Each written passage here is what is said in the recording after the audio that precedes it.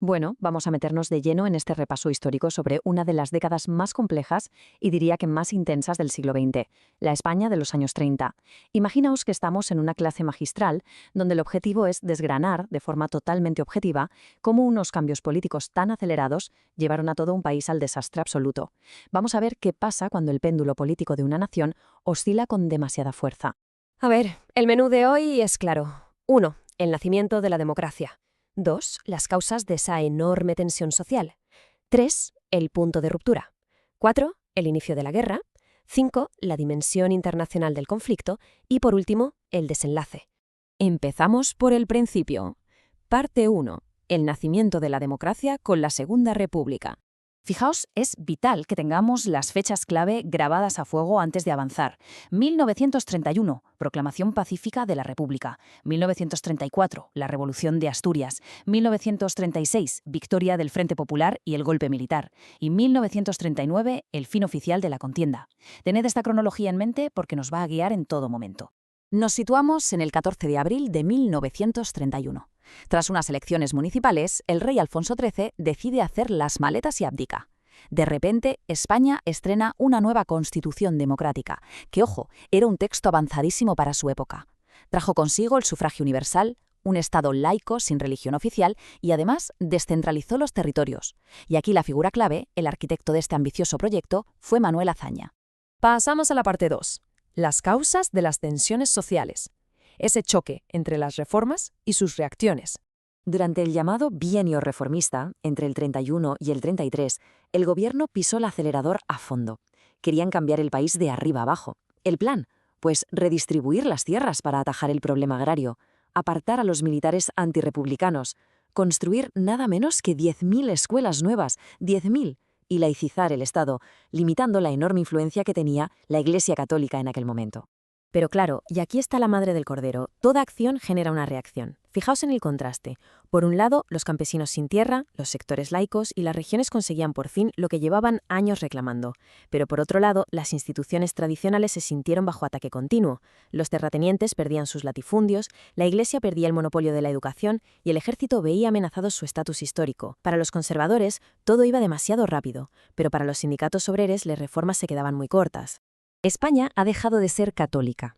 Esta famosísima frase de Manuel Azaña en el 31 fue un auténtico bombazo. Y a ver, él no se refería a prohibir las creencias individuales, sino a la implantación de un Estado laico estricto. Pero la derecha más tradicionalista no lo vio como un paso hacia la modernidad, lo percibieron como un ataque directo a la identidad misma de España. Y esto, lógicamente, echó muchísima leña al fuego. Y así llegamos a la parte 3, el punto de ruptura, donde la sociedad se fractura por completo. En las elecciones del 33, el centro-derecha toma las riendas dando inicio al bienio conservador. Al frenarse en seco las reformas, cunde el pánico en la izquierda, que temía una deriva hacia el fascismo. La olla a presión estalla en octubre del 34, con una insurrección armada en la cuenca minera de Asturias. Los mineros proclaman una revolución socialista. ¿Y cómo responde el Estado? Mandando a la Legión para aplastar la revuelta sin miramientos. El saldo fue trágico, más de 1.000 muertos. Fue literalmente la antesala de la guerra. Las secuelas de Asturias nos plantan en las elecciones de febrero del 36. El país estaba partido por la mitad en dos bloques que ya ni se hablaban. El Frente Popular, la coalición de izquierdas, alertaba contra el fascismo, mientras que las derechas pedían salvar a España del comunismo. Gana el Frente Popular, pero el orden público salta por los aires. Huelgas, quema de iglesias, enfrentamientos a tiros en la calle, se convirtió, por desgracia, en el pan de cada día. Entramos en la parte 4, el inicio de la guerra, el golpe de Estado fallido.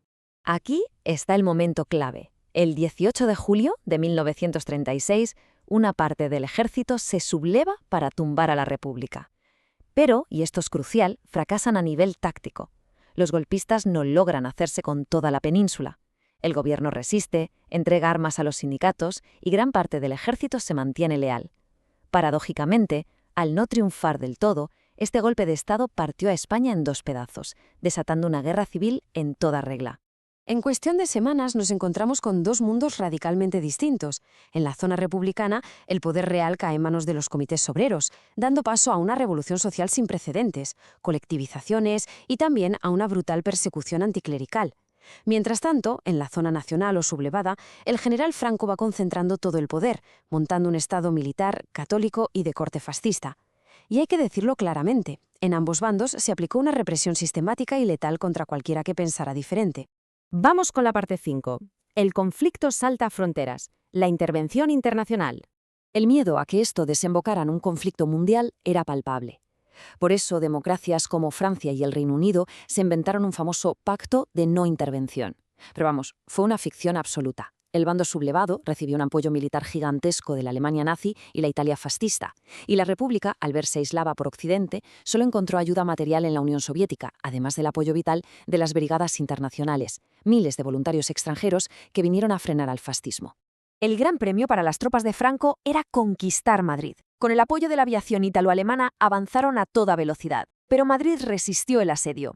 Y fue justo ahí, en la defensa de la capital, entre el 36 y el 37, donde la ayuda exterior cambió las reglas del juego.